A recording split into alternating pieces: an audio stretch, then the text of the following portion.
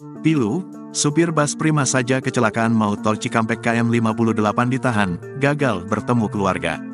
Kecelakaan yang memakan korban jiwa terjadi jelang Hari Raya Lebaran di jalur kontraflow KM 58 tol Jakarta, Cikampek pada Senin, tanggal 8 April tahun 2024, pagi. Peristiwa maut itu melibatkan 3 kendaraan, yakni Grand Max, Daihatsu Terios dan bus Prima Jasa. Bahkan, Grand Max dan Daihatsu Terios terbakar hebat imbas kecelakaan dahsyat tersebut.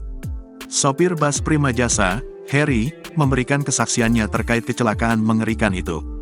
Saat itu, dia sedang mengemudikan bus dari arah Bandung menuju Jakarta. Kala itu, jalan yang dilaluinya sedang dilakukan kontraflow 2 lajur yang digunakan pemudik dari arah Jakarta menuju timur. Namun, meski sudah menghindar, kecelakaan pun tak terhindarkan. Bus tersebut terlibat kecelakaan adu banteng dengan mobil Grand Max. Selain beradu banteng, kata Heri, bus yang dikendarainya juga ditabrak oleh mobil Terios di bodi belakang bagian kiri. Beruntung, kejadian itu tak melukai Heri. Akan tetapi, sang kernet bus mengalami luka-luka lantaran terjepit di bodi bus yang ringsek. Sempat terjadi percakapan pilu antara Heru dan sang anak pasca kecelakaan maut di tol tersebut. Percakapan Heru viral. Pria bernama Mahardika Utama menceritakannya di media sosial Facebook.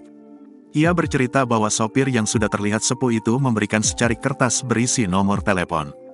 Ternyata, itu nomor ponsel Heri. Mahardika mencoba membantu Heri semampunya. Pasalnya, jurnalis TV tersebut harus menyiarkan informasi pasca kecelakaan tersebut. Di tengah hiruk-pikuk breaking news, saya berusaha bantu Pak Heri sebisanya. Enggak lama kemudian Pak Heri keluar dari ambulans sambil buru-buru menghubungi seseorang di ujung telepon, ceritanya.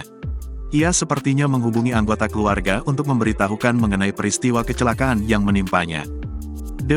Hampura Bapak ditahan di Polres Karawang. Kasih tahu Mama, katanya dengan suara bergetar.